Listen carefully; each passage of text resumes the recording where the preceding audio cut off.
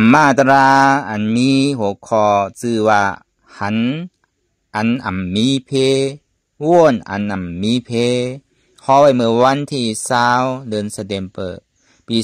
2023ปีพุทธศาสนา2-5ปาก6-16ว่าตีวัดอนัตตาวิปัสสนากรรมฐานหนองเขียวเวงตาขี้เล็กเมืองไตปอดออกคง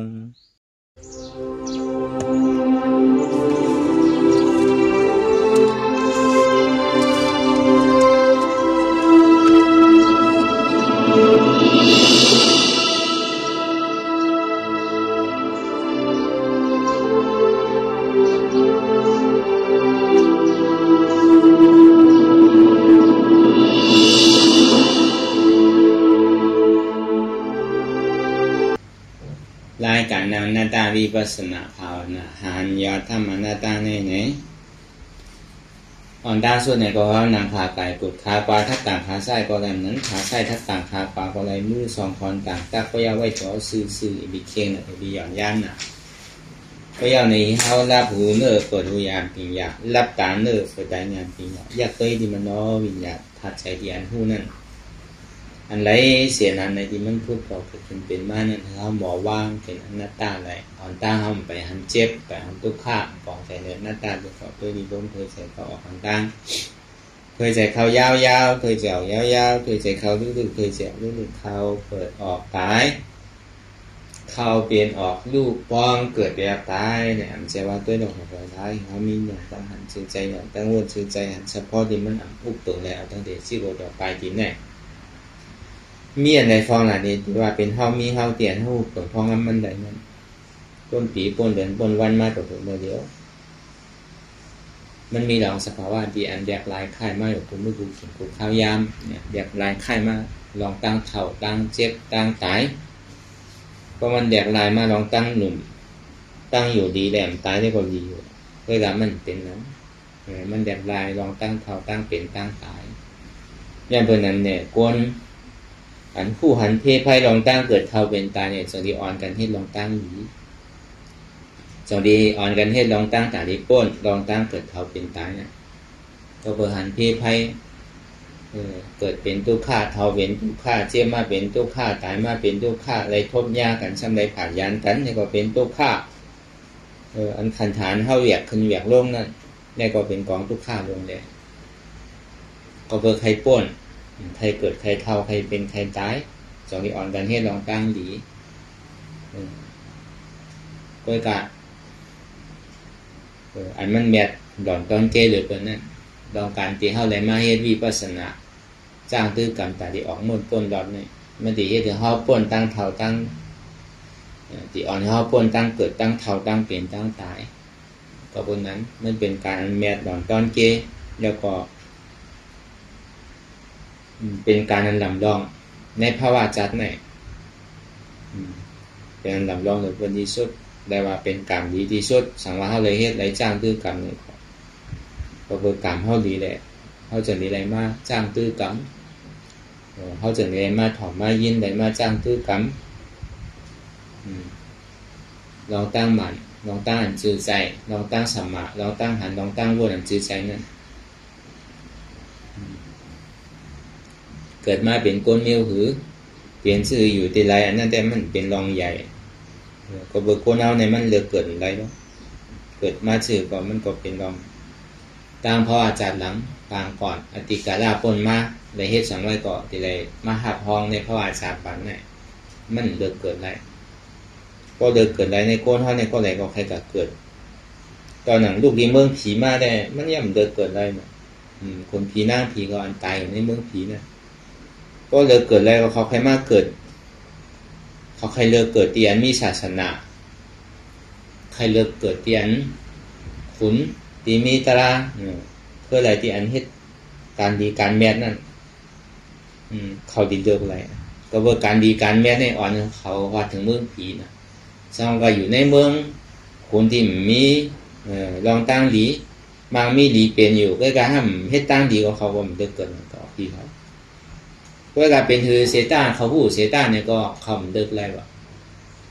เพราะก็ตายเป็นผีก็ดีกับเกิดขึ้นดีหอกคำเมืองในเมืองนาก็ดีกับเกิดขึ้นที่อันควบภูมิปิญญาตั้งหู้ก็ดีกับเกิดขึ้นที่อันภูใจดีภูมิลองดูลองจุนลองดูลองต้านภูให้การดีเสียๆเนี่ยเลิกได้พอถึงเมื่ออายุว่าชาเขาดีเสียงมาเนี่ยในผีเขานั่นก็ย่อยมากว่ะเงาแรงอันเขานั่นก็ไปไหวมากว่ะเขาหัวว่ะอาชาเขาดิมมีอยู่คือเงาอ่ะเพราะเป็นนั้นเนี่ยก็เขาก็กว่าที่สวนเซอร์อันเป็นสวนนันตะวนนั่นที่พอสาราสุธรรมานั่นแต่ยอมใจกันว่าเป็นฮือหลักเพราะใครปอกมากขึ้นเนี่ยก็ให้ตั้งดีเลยมีศีลเลยมอดูมอต้านมอจากก้าเพราะเป็นนั้นก็ขึ้นดีฮอตมาท่มยากกันขึ้นเสี่ยงซ้ำปันกู้โศกกันพรกันว่าคือได้กับเป็นโก้นนาเนี่ยว่าเสียงที่ได้เฮ็ดลองตั้งดีเลยมาฮอตเมืองผีขึ้นเนี่ยว่าปันใจกันนี่แหละย่อมใจกันในปันแห้งกันในคือมาเกิดขึ้นเมืองโกนว่ะก็เบอร์สังมันเกิดไรห้าเนี่ยมันเกิดไรเนี่ยกล่าวเอามาแล้วเมื่อใจสุดท้ายเนี่ยมันพูดเนี่ยมันตีเป็นชื่ออยู่ก็ใจขาดมากเนี่ยอากูโศกเก่ามันปล่อมากกว่ามัน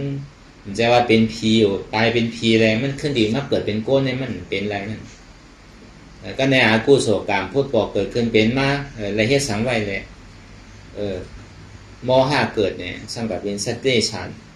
ในมันก็ทั้งกัดตกขึ้นนาลายก็มีว่ะ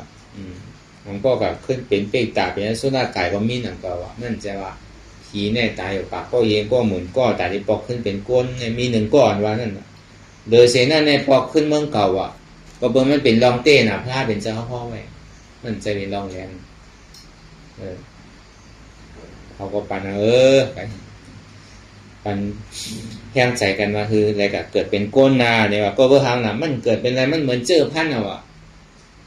มันตกมาเหนือกลางหาวแหละบางอันเจอพันธุ์เนี่ยก็เพราะมันกับหญ้าดินหมากหินหมากพาก็มันขึ้นหนังเก่าอ่ะเจอพันธุ์บางอันช่างไก่ตกในน้ำนั่นน่ะเจอพันธุ์บางอันช่างไก่อยู่จ้อมเถินจ้อมป่าก็เป็นวัวเป็นก้ายเป็นตัวสัตว์ตัวเถินเนี่ยแต่ตกในน้ำก็เป็นปลาเนี่ยใช่ไหมปากก็เห็นก็หมื่นก็แสนก็ล้านก็ในจุดนี้มาเกิดเป็นก้นหนึ่งก็ว่ะมือเลี้ยวขั้นหยาบเหมือนนั่นในฮาวายหยาบมือเลี้ยวขั้นหยาบมือกูปอกเป็นมียกมีหยาเนี่ยก้นเทามือกูปอกเนี่ยมีเป็น10 ปลายชาวปลายแล้วยังว่าง่ายก่อนนะเพื่อทำมือเลี้ยวเนี่ยหยาบเป็นนับตัวปันมีง่ายๆดูอ่อนตาปันมือเลี้ยวเนี่ยกูมีดูอ่อนกันก็เมื่อไรการงานการเจ้าเก่าเพื่อนเจ้าเก่าไปมีไปปันใครมีเดือดร้อนเนี่ยแค่หยาบก็มือเหลียวแค่ตอนหยาบก็แต่ในก้นยังน้ำขึ้นน่ะการที่เป็นก้นมือเหลียวในแค่หยาบว่ายาวมันเป็นในงานนั่นน่ะก็วันนั้นแหละตอนหนังผียังสุดตอนหมู่มองใครเป็นก้นก็บอกว่าในเมืองโครงการเนี่ยเฮ็ดดีเฮ็ดให้ก็เป็นนิมันเนี่ยสองว่าเขาเกิดว่าเพราะว่าจัดปานก้นหนึ่งจัดเนี่ยเขาเลือกเกิดไรก็จะเขาเลือกเกิดไรเนี่ยปองว่ากามเขาดีอ่ะอันเขามักมีดีเป็นเนี่ยมักมีดีเป็นเนี่ยมีจื้อมีเสียงเนี่ยมีเงินมีขั้นเนี่ยมันจะเป็นเรื่องใหญ่อันเขาเกิดมาในมีอย่างการลักษณะ32มันเต็มทวนแล้วอันนั้นน่ะเป็นลาพ่อโกนทางในมันหมังก็มันเกิดมันใจเงินคำปามาตีได้มาเฮ็ดหาเขาตัวพอเปิดกามตั้งหลังเขาเฮ็ดไว้มันเขาเฮ็ดไว้มันเลียเขาตีได้มาเชื่อเราหาทั้งก้อยมันก็ในเกิดมาในเงินคำว่ามีไว้เอาน่ะบ่เมบ่หาไว้เอาน่ะอันนั้นแต่เขากรรมดีอะไรเฮ็ดไว้น่ะเก่ามันก็เกิดมามีสังอภานน่ะมันก็จะมีมันเหมือนกันทุกกรรมก็การอันบางมีหลีเป็นอันขึ้นใหญ่ใหม่สูงเนี่ยมันมีที่เฮาไว้น่ะนั่นแต่ไอ้เฮ็ดก็มันไหลอันเพราะมันเธอเป็นของเฮาเนี่ยเป็นถึงทุกคนเอาข้ามเขาอย่างได้จามนั่นก็เพราะมันเธอเป็นของเขาเพราะมันเธอเป็นของเขาเนี่ยเป็นก้นผานมีสังเกตจังบอกเป็นคุณเอาคำหนังเก่ากาบมันว่าเนี่ยมันไถ่ผู้ไรน่ะก็เพราะนั้นข้อมเลิกเกิดไรอ่ะก็การฐานเท่าที่เลิกเป็นเนี่ยเลิกไรเท่าที่ใครเป็นสังในเท่าหรือในเฮ็ดมือเลี้ยวเนี่ย จะว่าเฮ็ดให้สุดต้องมุงมองให้เป็นก้นดีปีแมทจัดในพวกข้าเนี่ยจัดดีมากขึ้นดีเลยในทางจัดในพวกยามาจัดดีมากขึ้นหนาเลยใน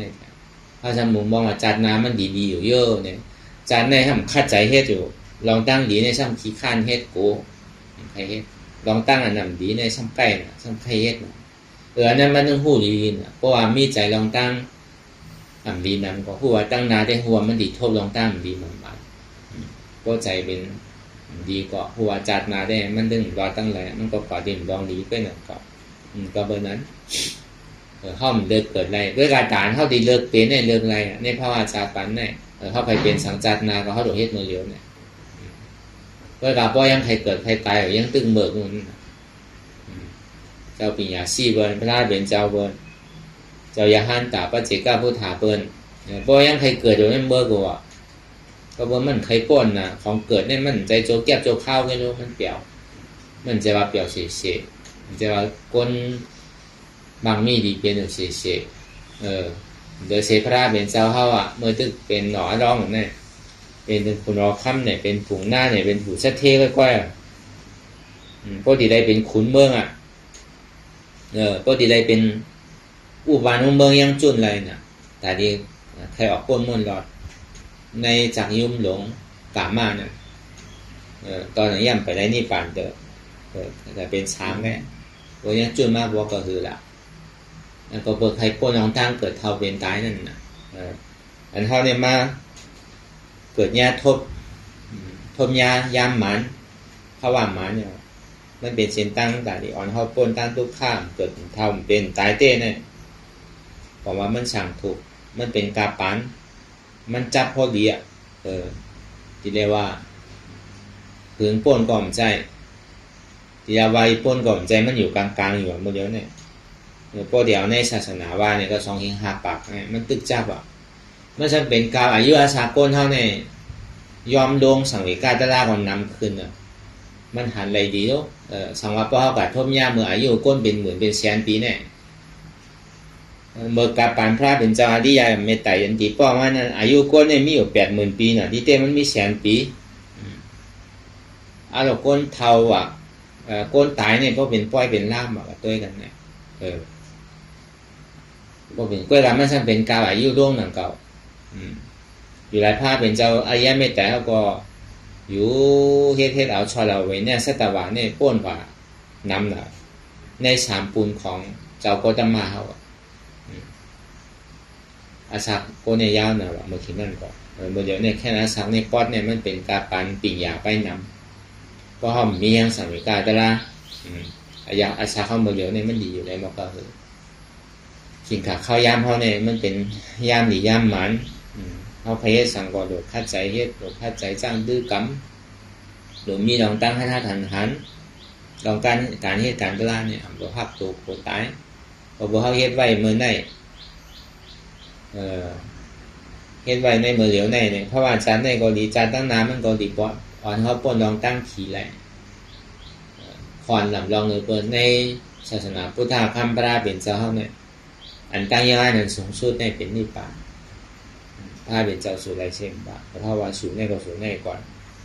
ยังงานเจ้าเนี่ยพอถึงนิพพานอันเขาเป็นคนพุทธศาสนาเนี่ยเขาช่ำดีกว่าซื่อๆยันนั้นเตียนเขาไว้เขาสาวกูวันเนี่ยเตียนเขาหยุ่มย้ำก็ดีอยู่ตั้งเด็กเจอเพื่อปีนอกตั้งเด็กปูยาลายสืบปู่ย่าตานายพ่อแม่เขาหลายสืบหลายโจก็มีลองตั้งหยุ่มย้ำศาสนาพุทธมาพ่อเขาปองเสียงแรงใจตั้งยังงานศาสนาพุทธช่างเป็นหือใครเขาเป็นซื่อหือใครเขาเฮ็ดเมี่ยวหืออันเขาไว้เขาสาเขาหยุ่มก็ดีอยู่เป็นถึงจิตถึงจอมเขาอยู่แน่ก็เบอร์โกเขาอะไรกับเกิดหน้าไล่น่ะโกเขากับเป็นตีอีดูเขาหนานั่นอันนี้ดูหนาหรือเขาหนานั่นโกเขาอะไรกับเกิดเมืองอาเปชิภูมินั่นน่ะสอนทำให้เขาไว้อย่าไปกว่าพอเฮ็ดแต่มันเวอะไรอยู่บอกว่ามันเมียวอันเฮ็ดอะไรอยู่อันเฮ็ดติ่มคือเขากว่าตกหน้าไล่นั่นมันกับเป็นอาเปตาสุราไก่มันกับตัวอาเปชิภูมิเนี่ยถ้าเป็นเสาอ่ะพอบอกว่ามันเฮ็ดอะไรเป็นอะไรในกรณีสอน ตาดิปีกับเปสีภูมิตาดิมกับขึ้นเกิดอย่าไปเฮ็ดลองตั้งเบิกนั่นน่ะ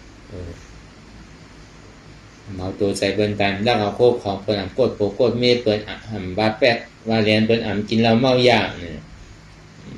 เขาเอาเปิ้นตายเปิ้นเขาตายก็มันดีเปิ้นเอาเจอคือเขาตายก็ยังดีก่อนน่ะคนเฮินเหลียวเปิ้นมาแหมดูแหมร้านเฮาแหละแหมปีแหมนอกเฮาเจออย่าไปว่าตัวเฮาเตือเขาก็เฮ็ดทางเปิ้นก็ปีนอกเปิ้นก็ใจแล้วเฮาว่าบ่เอาลองก้นว่ากันมื้อนั้นเฮาก็ลากเปิ้นมันลากเฮาเนี่ยก็เฮาก็บ่เจอนั่นก็เฮาก็ลากเปิ้นก็พวกของอันที่เปิ้นการลุมลามาเนี่ยเฮาสำคัญลากก็เปิ้นก็บ่เจอเฮาก็บ่เจออันเฮาก็ยาเก้าโผก็มีเปิ้นนั่นก็นั่นก็เปิ้นมายาเก้ามีเฮาเก้าโผเฮาก็เฮาบ่เจอเฮาก็ยาเก้าเปิ้นก็เปิ้นเจอนั่นก็อันเฮาก็ว่ากำเป็ดกำแหลนเปิ้นมาว่ากำเป็ดวันแหลนเฮาเนี่ยก็มื้อนั้นก็เปิ้นก็บ่เจอเฮาก็บ่เจออันกินเหล้าเมายาเมื่อเป็นก้นกินสังก็ดีอยู่ก็กินมากกว่าเปลี่ยนเมี่ยวมันน่ะหมอลาก็ลาดมากน่ะหมอเด็กก็เหล่มากน่ะฮัดเทศไทยก็ฮัดเทศมากน่ะเนี่ยมันถึงอ่อนดีคนกินเหล้าเมายาเนี่ยพอมาเป็นในหอในเฮือนเฮาก็เจอก็เป็นในหอในเฮือนเพิ่นก็เจอก็บ่นั้นอันนี้มันเป็นรองตั้งดีอย่าไปอ่อนกันเฮ็ดเนี่ยถ้าเป็นเจ้าสอนแบบอ่อนกันตีเกศสุมันอ่อนกันอันเปิ้นมามีดีเปลี่ยนได้ดูในหมอยืนหมอดูได้สังพื้นฐานผู้ก้นดีนั่นสองมาเนี่ยดูมีศีลดูมีศีล5ศีล8ดูเอาศีล5ศีล8ศีล10ศีลปากปลายศีล2ปาก27ดูได้กรรมศีลคืออินเตอร์เลดีจะไหนพาเป็นเจ้าปีแย่ไว้เรียนใจพอดีนิ่มนั่นเลยเฮ็ดสมถะเนี่ยพอดีป้นลองด้านทุกข้าอะไรตั้งอย่างนั้นในศาสนาพุทธะข้ามบาเป็นเจ้าในเฮเลติมกับเกิดขึ้นในปีสิภูมินั่นที่ได้เฮ็ดถือเนี่ยที่ได้ผู้หันถึงนิพพานดีกัดเย็นตั้งอย่างนั้นสูงสุดของพุทธศาสนาเนี่ยที่ได้ฮอดถึงนิพพานเมื่อนั้นพอฮอดถึงนิพพานเนี่ยในจะนี้ป้นตั้งทุกข้าป้อมไปฮอดถึงนิพพานเนี่ยก็ที่ได้ทุกข้าที่ติจังหวะยังไงนั่นสูงสุดในที่ได้ฮอดนิพพานที่กัดเย็นอย่างนั้นเท่าก็เหมือนกันนั่นต่อเท่าไว้เท่าสาเท่ายิ้มเท่าย้ำเมื่อก่อพระเป็นเจ้าเท่ากว่าที่ไรก็เท่าหลบคัดใจกว่าที่นั่นเนอะพระเจ้าเขาจะมหาสาวกะอัคราสาวกะปกติสาวกะผู้เจ้าโกปะเป็นอ่านกันฮอดคืนนี้ป่านโมดอ่ะขันธานิโรธากิเลสานิโรธาก็เมื่อนำอ่ะขันธานิโรธาก็เมื่อยอ่ะนั่นอ่ะพอใครเขาจอดถึงเนี่ยก็เขาก็หลบคัดใจพอใครเขาจอดถึงหนึ่งอะไรก็ดีพอจอดถึงนั่นเนี่ยก็ที่ไรมีหมักตาช่องหวยหมักตาสมาธิที่ไรหมักตาสมาสังกัปปะตั้งหันหมักแมนตั้งบนหมักแมนสองเปิงในเหตุการณ์มันกว่าอยากได้ขันธาที่โกต่อไปกินอะไรเสียนอันเตียนมันมีลองตั้งหันพิษวนพิษไว้เสียหันว่าตัวเขาในมันกึ้มหันว่าตัวเขาในเป็นสุขะหันว่าตัวเขาในเป็นอัตตาหันว่าใจเขาในมันกึ้มหันว่าใจในเป็นสุขะหันว่าใจในเป็นอัตตาหันว่าอันเปี่ยวอันมวยอันเสื้อในเป็นของเขาอันขันใจขี่ใจในเป็นใจของเขาใช่ไหมมันเป็นเราตั้งหันพิษเสียนมันเป็นเราตั้งวนพิษเสียน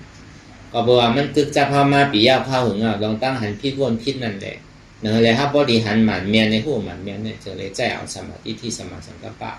นั่นคือครับบริได้ตื่นหูหันสภาวะเบิ่งเตดีมันเป็นอยู่อย่าไปหยอกตัวเจ้าเก่าอย่าไปเรียนตัวเจ้าเก่าคือได้ตื่นหูพองว่าอะไรเป็นเตอันไหนมันผิดอันไหนมันถูกอันไหนมันเตอันไหนมันแหลนนั่นเนี่ยก็เข้าก็ดีคืนหันสภาวะที่มันเป็นเตแค่ไหนที่เตมันก่อนใจว่าอันที่เข้าหันวนไว้เนี่ยมันผิดไว้หรือมันต้องพิษตั้งแต่โหปึ้งเงามันอ่ะตั้งแต่เพราะว่าจัดดังปางก่อนก็เขาก็ต้องเฮ็ดพิษวนพิษไว้อยู่ที่ๆกันอ่ะก็พอเขาหันพิษวนพิษว่าเขาอะไรมากของพิษอยู่มือเดียวหนึ่งเนี่ยพอหันหมันแม่วนหมันแม่เนี่ยกว่าจำพลายเอาอ่ะพระเป็นเจ้าป้องมาเนี่ยผู้กระหือนำเนื้อเม็ดหินเม็ดทรายก่อน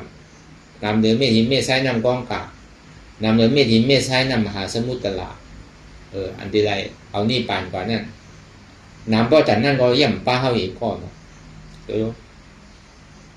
ยวถือทางก็เปิดเข้าหันพิษวนพิษสังหรับป้าเข้าหนึ่งก็เข้ากระติ่มในมาทบกันเนี่ยกว่าใครกว่ามันเนี่ยว่ะ อยู่กัดเย็นๆจอมพระเป็นเจ้าเขาก็จอมเจ้าอย่าหันตาเขาเลยมาตุกข้าเลยมามีลองตั้งขันใจมีลองตั้งสุกสักกว่าโมดก็เบอร์เขาหันพิษวนพี่ยังตึงมือกูที่ติ้งอันน่ะก็เบอร์นั้นแหละทำมาให้การตลาดเนี่ยก็คือแหละลายมือเขาตีหายลองตั้งหันพิษวนพี่เท่าตีสุดเซงก่อนนั่นเนี่ยก็เขาตีอะไรคือเราคือทำวนทางหายหาทางเลยครับพอตีย้อมภาพได้ใจมันย้อมภาพก็ตัวเนี่ยอย่าปีหนึ่งอย่าปีค่ายไม่ดีเป็นก็คือก็การเล่นสุดมากก็ถ้าการตีไรภาพนั่นก็ไล่มันในไล่ตื่นตันแต่ดีตึกต่อแสงมันน่ะมันมีตีอันนั้นเนี่ยมันเป็นไล่ยังไงที่สุดเพราะเขาว่างตัวก็ย่อเนี่ยเอาขาดทับว่างใส่ว่างก่อนเนี่ยก็เป็นถึงมากก็ย่ออย่าใจภาพก็เติงมันมันภาพก็ปล่อยมันในก่อนใจใครเรียนก็เขาถึงเบื้องไรเจียงเลยก็พอเขาค่ายตัวเขาก็การในปองมากขึ้นเหมือนก้นปล่อยวางนั่นน่ะปล่อยสายมันกะรวมมันแห้งกว่ามันกว่าไกลให้ก่อให้มากการในตื่นมากขึ้นนั่นน่ะมันเหมือนนั้นด้วยกันก่อนแต่ที่เอาใจอยู่เนี่ยเดี๋ยวเสียหันเจี๊ยบหันตุกขาทำมีหันนั่นน่ะเอาใจอยู่ก็เดียวทำใจหู้พอหันในพอหู้เนี่ยมันใครว่าจอดถึงเบื้องไรเจียงไรเจ้าไรก็มันคำไรก็มันบ่ละพอถึงตัวกลนำป่าลายสูงขึ้นเมื่อถึงเดินถึงลาก็เย่าไกลพอถึงในชัดจวัลลาก็เย่าปอกมากขึ้นหมดพอเอาใจว่าได้เย่าเอาใจว่ากล้าช้ำเอาตัวว่าเจ้าไหนในได้ก็มันมีมือหันนี้ปอกนะใจอันหนึ่งอันเดียวเนี่ยกองใจเขาธรรมดาเนี่ยมันเรื่องโค้งผิวไว้เสียมันเหมือนลิงวนไปดีๆกระโจนเล่นมือกันเดี๋ยว5 มินิ1 มินิก็เนี่ยมันพอผิวก็เหือพออ่านนับอะไรเนี่ยพวกเขาถึงปลายร้อยแล้วเนี่ยกระโจนเขาหนังมันเนี่ยที่ว่าย่ำพอเขามันหนังบางตัวก่อนมอง1 มินิเนี่ยอันเท่านังหัวตีเนี่ยพอปลายแล้วน่ะพอปลายออกกะฮออกกะเดียนเท่านังเนี่ยบางพวกเขาถึงเพื่อนเขาก็มีพอถึงเมื่อเขาก็มีพอถึงเมืองไทยก็มีเมืองมานก็มีพอถึงปลายร้อยพวกน่ะพอกับพอถึงในเวียงพวกเนี่ยมันไวพอแต่นั้นโน้ใจเขาเนี่ยวนได้ดีตั้งไวมันเนี่ยพอมันมีลายมันเนี่ยมันทิ้งอะไรแล้วเดี๋ยวใช้เนี่ยมันดีโคน่ะเอากระซอแทบไว้พอจอดเจอ่านโฮเฮงโฮหมื่นโฮแซนโฮล้านก็เอาไรรู้ใจอยู่เนี่ยมันดีโคน่ะจังว่าตาที่เอาใจเนี่ยไรเนี่ยเดือเสียว่านางหันตุกข้านางหันเจ็บนั่นก็เจ็บตุกข้าปอมาเนี่ยมันดึงดิ่มก็เดี๋ยวนะอันนี้ต้องไว้ดีเพราะว่านางตะล่ามันก็ดิ่มหูอันนั้นมันเจ็บนะพวกมันเจ็บได้ใครนางหึงอยู่อันนั้นเนี่ยสำคัญเปลี่ยนดังวนก็เบื่อเท่านางหึงใครหันเจ็บนั่นน่ะก็เจ็บมาได้เท่าตีเป็นเท่าเข้าหลวงหูว่าอนัตตาเนี่ยมันดีแต่อโจเหมือนนั่นมันดีอะไรพรมันพรดีเหมือนนั่นจอมมันเป็นอนัตตาเตี้ยเป็นอนัตตาเตี้ยมันหูก็เดี๋ยวพอมันเจ็บถึงใจถึงคอมาพอมันเป็นอนัตตาเตี้ยก็มันเพื่อนหนึ่งค่ายตายเอาเติมมันต่อถึงคนพ่อยาวพ่อก็เป็นอนัตตาเตี้ยย่ำไปตั้นยาวตั้นพ่อเนี่ยมันก็ขึงกองการใครเพื่อนใครหนึ่งใครค่ายใครใหญ่นั่นมันแจอนัตตาเตี้ยมันเป็นอัตตาเต็มๆแล้วมันดึงหูไหลกำเดียวใจเขาเป็นอยู่นะพอเฮ็ดอยู่ที่ในเสียเพื่อกูเสียมีกติเสียจ่าวเสียอธิษฐานก็มันลูกเฮ็ดกว่าปุ่งมันพอเป็นที่ไหนที่ว่าเนินเจ้ามือนั่นมาเขาดีฮอตจอดถึงอันเจ็บเนี่ยก็อยู่มันดีหายกว่าทุกข้านี่อยู่มันดีหายกว่าอาจารย์ที่เขายึดยักกับมันมาถึงมาเป็นเท่ามีเท่าเนี่ยก็ค่อยๆวางล่วงต่อถึงมันก็ตกขาดกว่าอะไรก็เพื่อมีลองตั้งสมาธิที่สมาสังกัปปะลองตั้งหันหมันแม่นบนหมันแม่นนั่นหันสัปปะหันนั่นหันสังก็ย่อมแม่นต้นแก้เหลืออันเขาหันสมาธิที่หันนั้นมันมีนั่นวนอะไรก็ย่อสัปปะวนยานปิญญาตั้งบนเนี่ยมันเหมือนอย่างอันเขาวนเตียบตาเตียนเขาหมอปล่อยว่างแหละอันนี้เนี่ยมันเป็นพื้นเป็นเพเป็นไพ่มันเป็นยานสู่ของไพ่หันนั้นหมันแม่นเนี่ยเรียกว่าหมันแม่นเนี่ยอันนี้มันเป็นคออันหันในชัจวาระตั้งโมตั้งเสียเนี่ยมีลองหันอะไรเนี่ยแม่เดือเสียนหันเนี่ย ลองตั้งแทบตัดทางไหนก็ยาวอ่ะแทบตัดเคืองไหลเมี่ยวไหลอันเป็นคุณเป็นสามเป็นแทบตัดเป็นสังเจนเนี่ยปันโอ้ใจแต่นานเนี่ยปันแก้วปันเสียงปันเงินปันคำเนี่ยที่ไหนก็ย่ำคึกตอนเหมือนนั้นมันยังติมีเพมีไพ่เนาะปันเมี่ยวนั่นปันเมี่ยวนั่นเนี่ยติมีเพมีไพ่เหมือนศาสนาศักดิ์สิทธิ์พุทธพระเป็นเจ้านั่นมันก็เป็นดูปุ่งหน้าเมื่อมันติเกิดมานั่นเมื่อมันติเกิดมานั่นอันเป็นหอกเป็นหลับในหอในวันในเมืองเนี่ยแรงกว่าเสียงกว่าพอแรงกว่าเสียงเอาเนี่ยก็มันเกิดมาต้องเกิดมาเนี่ยก็พอทำเป็นปุ่งหน้านั่นแหละพอเป็นปุ่งหน้ามาตัวเปล่ากาลาเนี่ยดูมันซ้ำเกิดวันนั้น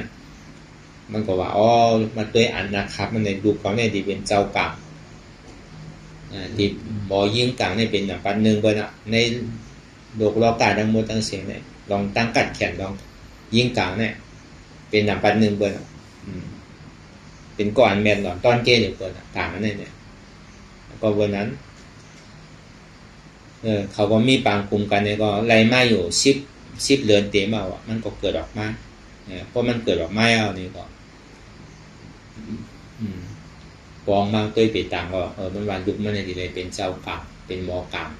เพราะเป็นนั้นเนี่ยก็มันก็สั่งขึ้นตื่นเจ้ามากกับเราเนี่ยคุณออกคำคุณออกคำครับเมื่อว่ากลางขึ้นจ่องเจ้าเขารับดีอยู่5เนี่ยมันดีจังการรับดีเป็นหอกเป็นหลาบใช่ไหมเนี่ยคือโมเดอร์มันดีเป็นไพ่โยปุ่งหน้าจามตองด้วยบิดตามมันใจข้าเจ้าในบ้านในเมืองเนี่ยก็คือเหมือนกันหมดเขามันใจในหอเจ้าก็เห็นว่า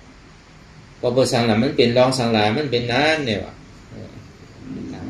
มันเป็นรองดีของเขาก็เบอร์ลูกอ่อนมันเกิดมาลูกอ่อนพุ่งกามใหญ่มันเกิดมาเลยมันเป็นข้าวลูกอ่อนให้เกิดแล้วลูกอ่อนคาเปียเนี่ยเพราะเป็นนันเดียวอ่ะโดยมันหนีลีนุ่มลามันหนีลีแล้วก็คุณออกค่ำเนี่ยก็เอาเงินอาบปันมันอยู่เฮงค่ำว่ะเอากับปันการน้ำนมอาบปันมันเนี่ยเขาว่านุ่มลาถึงนี้มันใหญ่ขึ้นมากก็พอมันก็จังดีส่งมันก็เฮียนดีเมืองตะกาศิลาเมืองตะกะโตเมืองดีบนเฮียนปีหยาตั้งหู้นั่นน่ะเอากับเฮียนป้องกับเฮียนหมอกลางเอาก็ปานหนึ่งเนี่ยหมอมดแบบบนเฮียนเนี่ยอายุ10ปีมันอ่ะนั่นเนี่ยปานเหลวกันไหลหมดปีหยาตั้งหู้พอมันไหลมาโมเดลเนี่ยมันมาเปียหางนี้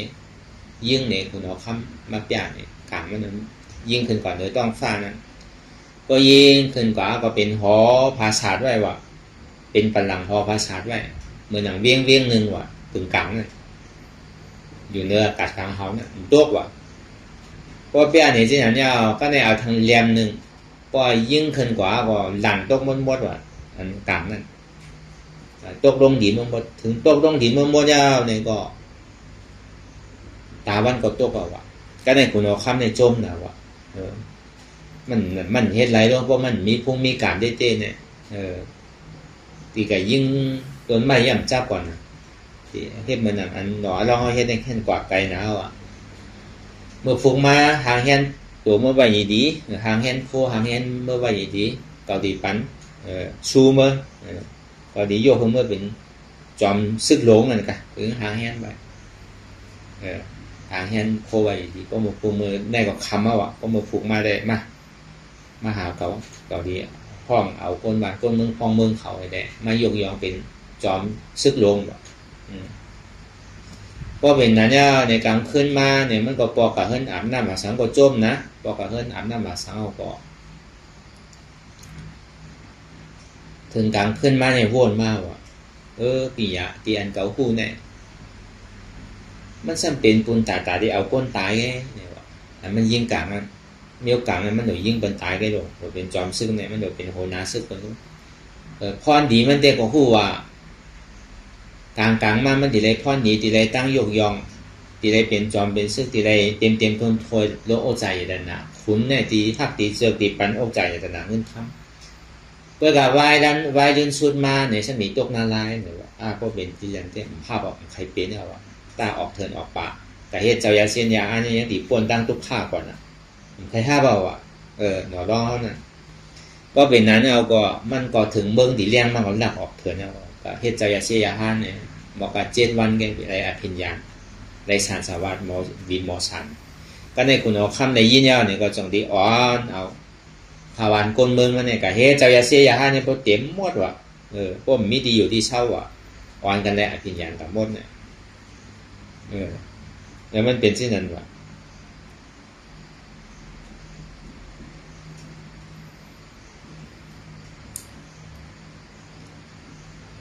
อันนี้ครับว่าตอนมือเป็นหน่อลองพระเป็นเช้าเนี่ยแล้วก็เผื่อว่ามันอ่อนจังที่เดือเขาเพราะว่ามันเป็นตั้งหูตั้งหันลองตั้งหันที่มันมาจอมหมันแมนเนี่ยก็วายมาสำจังอ่อนเขาทุกข้านั่นก็แล้วก็บนนั้นอันเท่าเฮ็ดอยู่พ้องยามเหลียวเนี่ยมันมีเพมีไพ่สังลองตั้งหันลองตั้งวนหมันแมนเนี่ยอันที่ว่ามาเมื่อเจ้าเนี่ยหัวมันตีไรยังสั่งถูกเป็นอาปันอาณาอำนาจก็มันยังตีมีอย่างสูงยังตีอ่อนยังตกหน้าไล่อยู่ไม่ว่าเป็นคุณอันว่านั่นก้นเฮ็ดเมื่อก็ตีได้จอมปันตั้งเมื่อก้นเฮ็ดดีก็ดียกยองปันตั้งหลีเพราะมันเอาบนตายก็เขาสำเร็จได้เอามันตายหนังเก่าน่ะพอดีเอาลองตั้งแต่ยาวุ่นลองตั้งอันลองตั้งเพ่งเปี้ยงแต่มันเพ่งเปี้ยงกันอยู่ก็การลองตามเนี่ยมันเพ่งการอากูโสน่ะถึงมาเอาบนตายเนี่ยก็มันเป็นอากูโสน่ะมันเป็นลองตั้งเลี้ยวน่ะในสินคอหาเนี่ยมันมีอยู่ดูก็บนนั้นแหละเมียวนั่นลองตั้งหันเหยียดนามันก็แมดหันเมืองผีเมืองช้างก็แมดหันนั้นมันแมนจื้อใจได้แมดเหลือเกินเชียงว่านั้นมันแมนจื้อใจเนี่ยแมดเหลือเกินเชียงหันนั้นมันแมนจื้อหันทำนั่นทำมีหันอันหันตุกข้าอันหันเจ็บย่อมกาเนี่ยซ้ำวนว่าเจ็บไปตุกข้าไปอันหน้าตาเนี่ยบอกว่าลองตั้งหันลองตั้งวนสองเปิงเนี่ยมีอะไรเขี่ยไว้ในหลกลอกกาเนี่ยอ่อนเท่าก่อถึงเมืองผีเมืองช้างก่อหันโจ๊กแก็บโจ๊กข้าวไว้ถึงว่าอะไรก็อยู่โจ๊กแก็บโจ๊กข้าวไว้ถึงอายุอาสักเสียงสุดก็โตกมากขึ้นหนำเขามันอ่อนเธอป้วนลองตั้งทุกข้าเลยกะก็เขากะหันยำเชลายก่อนนะอะโลใครกะพอถึงเมืองผีแกเพราะว่าคุณผีนั่งผีเนี่ยมันใจเหมือนเมืองเฮาลูกคุณผีนั่งผีมันทางดีนะมันใจเหมือนป้นเมืองเฮาน่ะในเมืองเฮาเนี่ยนางงามนางสาวหาดีไปขึ้นนั่งผีอีเตอนั่งผีเป็นทางดีนะลูกคนผีนั่งผีเนี่ยมันจะเท่ามันก้นเท่าน่ะทางดีหนาวว่าฟุ้งกามไปมีก็คือเงาเหิมกล้ามทางดีทำเงาเหิมทางน่ะเพราะเขายามหันเขากับหันให้เพราะเขาใครเปลี่ยนหนาวใครกับเกิดขึ้นเมืองผีเมืองโกนเนี่ยมันดึงแตงในสีอีกตั้งเดียวเนี่ยก็เบอร์นั้นตามังเจอมังเมียพ่อกับหันฉากถูกก็จังยะแปดมันก็บ้วนสั่งถูกเนี่ยก็จังยะแปดมันหนังเก่าจังว่าการที่หันเขาวนลองตะลาเนี่ยมันมีแปดสังตัวเจ้าเก่าก็เสื้อสาเปิ้นก็เสื้อสาตั้งน้ำมากก็เสื้อสาตัวเจ้าเก่าเสื้อสาชื่อหลักเพราะว่าตัวเจ้าเก่าเยื่นหยาบเยื่นทุกข้าอะไรหันทุกข้าอะไรเนี่ยมันจังกะเนี่ยไผว่ามาติ๊กเตียงอ่ะเปิ้นใจเฮ็ดปันเฮาลูกพอดีว่าซื่อๆมันลองตั้งเจ็บลองตั้งทุกข้าเนี่ยก็บ่เฮาหันพิษวนพี่แต่เฮาอะไรมากกว่าทุกข้ามีเฮากันน่ะเฮ็ดปันเฮาพอเฮาไผป่วนก็เฮาซ้ำขึ้นได้อ่อนหัวมันป่วนหนังเก่าก็เบิ่นนั้นแหละมันก็หาตามพิษเปิ้นน่ะมันมาหาตามพิษเก่าๆก็เป็นนั้นเนี่ยมันมีเอาหน้ายานสู่ก็นั้นในดอกลอกาเนี่ยบอกว่ายานสู่เป็น10เป็น20อ่ะป้อนึงก็ป้อนน้ำเอาป้อมมีในแค่นเดียวจ้ะอันเฮาหันอันหมันแม่นเนี่ยหมันโดยเซนได้ก็มีอะไรแท้งอ่ะวนอันหมันแม่นวนทัด3อ๋อมันใจเฮามันเป็นเฮามีเฮาโลนี่บอกว่ามันเอาอันนี้เจยลองอ่ะว่ามันเป็นสภาวะอนัตตาอาบหวานอาบเมืองผีเมืองสางปันก็ใครมันเอาอ่ะมันติดตุกข้าวนะในสัจวาระตั้งหมดตั้งเสียงนี่อาบมันเป็นขุนเสียงก็มันติดตุกข้าวอย่างนี้วันนี้เมืองโครงกลางเนี่ยเคยก่อนมีคนหักก็มีคนจังเนาะเมียวเป็นคนอ่อนโหกันแน่ก้อนหนึ่งถูกใจก้อนหนึ่งถูกใจก้อนหนึ่งเมียนใจก้อนหนึ่งเมียนใจลูกมันมีหลีมีหายลูกมันปนอะไรลองตั้งหันตั้งวนลองล้อการเนี่ยมันมีมือยาวมือสุดนะก็การลองตั้งหันลองตั้งวนล้อกุตลาเนี่ยมันมีมือสุดไหลเตะลูกก็บอกว่ามันหันเมียวเปลี่ยนเปิ่นโกกันในหลงล้อการเนี่ยมันซ้ำวนว่างกันดิเมียวอันก้นล้อการพาแดงเนี่ยมันเมียนหนาวนะเมียนปกติแต่ว่าสมาธิที่สมาสังกัปปะลองตั้งอันหันหมันแม่นเนี่ยหันสัปปะหันเนี่ยหันนั้นหมันแม่นเลยเพราะเนี่ยเป็นสมาธิที่ลองตั้งสัปปะวนตั้งวนตั้งเสียงเนี่ยวนอันเจ็บตัดทัดหรือเพราะเนี่ยวนลองอนัตตากำหนำเนี่ยมันเจ็บตัดลองอัตตาไปรู้มันจะอนัตตาในโลกโลกาเนี่ยมันเจ็บตัดสังกปุลตามมันหน่วยไรมีส่วนไรส่วนเป็นกันนะมันจะนี้เจ็บตัดกล่าวก็รู้อันเจ็บตัดภาวางจุนเนี่ยมันเจ็บตัดรู้ เนี่ยเขาว่าเปิงแตกมันเหมือนน่ะพ่อเมืองหลวง2ก็ในสัมพิษกันใครอ่านอำนาจเหมือนกันกองใครกุมใครเป็นเจ้าเป็นใหญ่ในจอมในศึกหลวงตั้งโมตั้งเชงจะไหนกันก็หนึ่งทำใครเป็นใหญ่กูดีกูตั้งก็หนึ่งทำใครเป็นใหญ่ในวันในเมืองที่เสียงเลยนะหิมกันใหญ่นั่นนะเขาว่าโมเดียวก็มีอันนี้เขาว่าในตลาดเนี่ยมีหนึ่งก็เขาว่าแตกหนีกันอันนั้นตาเนี่ยมันคือหล่ะในเจ้าคนสามารถแก้ตัดว่าอันสุใครไรใครเป็นเนี่ยอันสุใครไรใครเป็นเนี่ยตาสุเป็นขุนเมืองเดียวเนี่ยว่าเก่าก็ที่อาวันอาเมืองบรรสุเอาเก่าใครอยู่ว่าวันเมืองเนี่ยสุเป็นคนเนี่ยก็ยาวอ่ะมันเหมือนที่นั่นกับอันนั้นตามันติดแก้ตัดว่าใครก็อย่าไปเป็นนะคุณก็ในเป็นอันแน่ก็ในเป็นอันแน่เนี่ยมันสำติ่มป้อใจนะเขาว่าอันมันใครเป็นขุนวันขุนเมืองซ้ำหือมันมาเป็นก้นทิ้งเงินทิ้งโคทิ้งของได้มันก็ดิ่มเจิงนะก็อ่านมันใครทิ้งโคทิ้งของซ้ำใครหึงกับเป็นขุนซึกมันก็ดิ่มเจิงนะครับพวกใครเป็นก็เป็นถึง2เปิงนั่นนะเป็นถึงซึกมีอ่านน้ำนาจ้อแม่ทิ้งเงินทิ้งโคของจ้อแม่มันใครเป็นเสียงอ่านหนักใครมีเพราะที่นั่นเราต้าสูบเป็นคุณหอค่ำก็ยาวอ่ะสูบโรเลเทงกันอ่ะตาอาผู้สูบเป็นคุณหอค่ำบนเนี่ยยาวว่าเกาดิ่มขำเป็นเราเกาดีป่นตึงดุกตึงเมตึงหอตึงเงินตึงวงใจแต่นะก็ดีจุนพาเพิ่มโบเสียงอาสูอู้ไปแล้วกล่อมเอาสังกล่อมไล่สังเปิงแต้มเป็นเช่นนั้นละอนัตตาแต่พอเป็นเช่นนั้นเนี่ยมันกาเย็นคืออะไรมันกว่าหาเพ่หาไพ่ของตัวแต่พอยาขุนเมืองเนี่ยซุ่มโดดเปลี่ยนทางซีก็ยาวที่เก่าเสียงอ่ะขุนเมืองจอมซึกหลงก็โดดเปลี่ยนอ่ะก้นทิ้งโคทิ้งของก็โดดเปลี่ยนอ่ะเอาโซ่หมดอ่านน่ะโดดเป็นสังฉันมีอย่างชูนังก็ว่าเขาที่ไหวเคนกับคุณออกคำนังก็วันหนึ่งมาเขามีอ่านน่ะอำนาจมากเขาฉันขึ้นดีขึ้นคุณออกคำคุณออกคำดีได้ตายย้อนอนัตตาเนี่ยมันเหมือนอัตตาเหมือนนั้นบอกกับเด็กๆนั้นลองตั้งวนเพราะวนที่นั้นในพี่ดีกว่าวนอันว่าจุนพาว่างเป็นเช่นโดมใครหังอันนั้นจะนี่หมักแมงในพระเป็นเจ้าก็พึกย่ำเบอร์พึกกันในมาในหมู่เกินในเสียสังไข่ใบแซงกำพาวพึกหันพึกวนพึกหันพึกวนหมักแมงจืดใจวนหมักแมงจืดใจต่อถึงมาเขาล็อกมันเตะต่อถึงมาเป็นสัพพัญญูตาหยาบเนี่ยอ่อนมาสอนเขาตัวมันเจ้าโทษมานั่นน่ะแสถึงที่มาอ่อนเขาอ่ะก็เปิดมันเป็นลองตั้งกัดเย็นลองตั้งหันหมันแม่นเนี่ยหันกูเจอกูลองเนี่ยอันหันหมันแม่นเดินเปิ้นลองตั้งสมาธิที่ได้มียาวลองตั้งวนแทบตัดขาดเดินเปิ้นเนี่ยอันแทบตัดกูเจอกูลองเนี่ยมันยังจังมีเพมีพยอนมันเนี่ยเพื่อการแทบตัดลองตลาอันว่าแต่ตัดวางแผนต่างๆเนี่ยมันจังมีเพมีไพหรือไพตัวเจ้าเก่าก็ยังดิ่มเอาตัวเจ้าเก่ายังดิ่มจนดิ่มพาว่างเนี่ยบอกว่ามันมีเพมีไพ่เป็นแบบไพ่ก็คนที่มันมีเพมีไพ่เนี่ยมันเหมือนทางตัวหนึ่งเหมือนตัวหมากโมงนั่นน่ะหมากโมงตัวนึงมีหมากหวานก็หวานแค้มก็แค้มทางตัวนึงซ้ำมีหมากก็ได้ถึงเมื่อมันสุกมาเนี่ยคุณเมื่อจะได้มาเรียนเดี่ยในสวนเชื่อก็มาเรียนเดี่ยในสวนเชื่อเหมือนคุณมหาชนก้านั่นน่ะอันนี้ก็เอาลองหมากโมงไอ้เนี่ยเป็นตะลานั่นน่ะเป็นตลาดหมักโมงนั่นเข้ามาในสวนเชื่อเอามาหั่นหมักโมงมันหวานด้วยกล้วยกาเมียว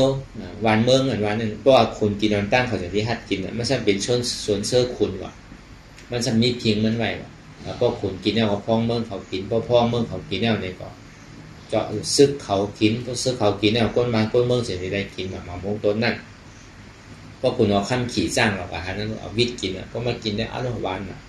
เราเตะกินในหวย2หวยที่ไหนก็ได้ปอมากกันมาวิทย์กินทางไหนมันหวานน่ะหมักมงไหน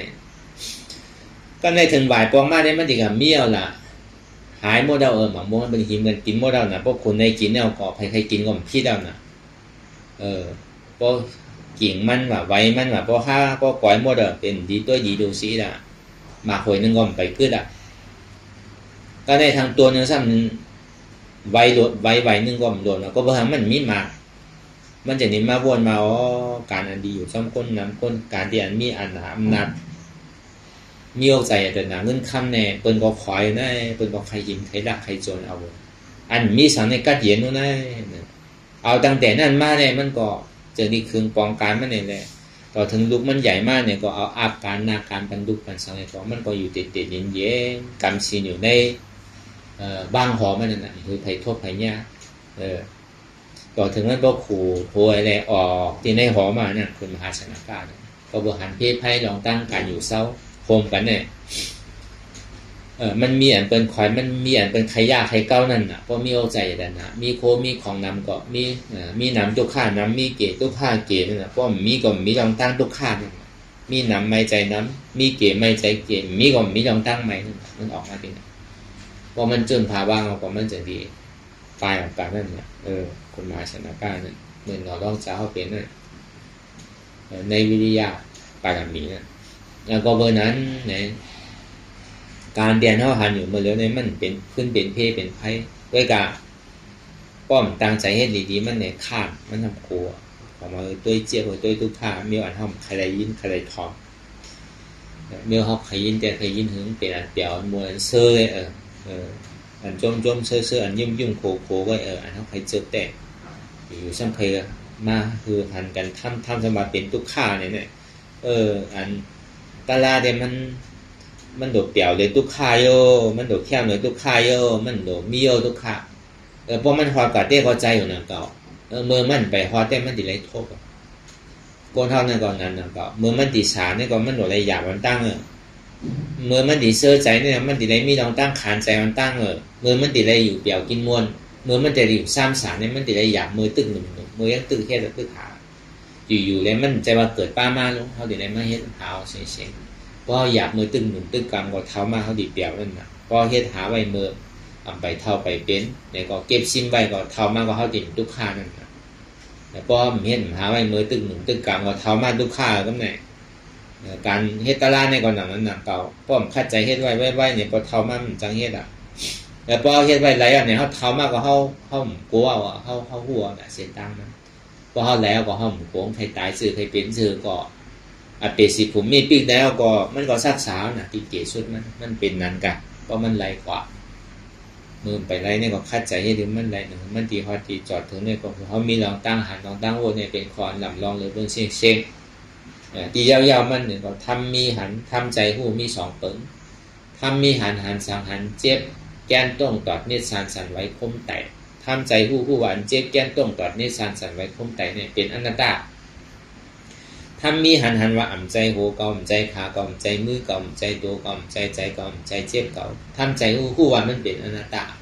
ทำมีหันตัวข้าทำใจหูว่าตัวข้าเป็นอนัตตาทำมีหันเจ็บทำใจหูว่าเจ็บในเป็นอนัตตามันพูดปอมาดีโตเนี่ยก็เนี่ยมันหุบสู่หัว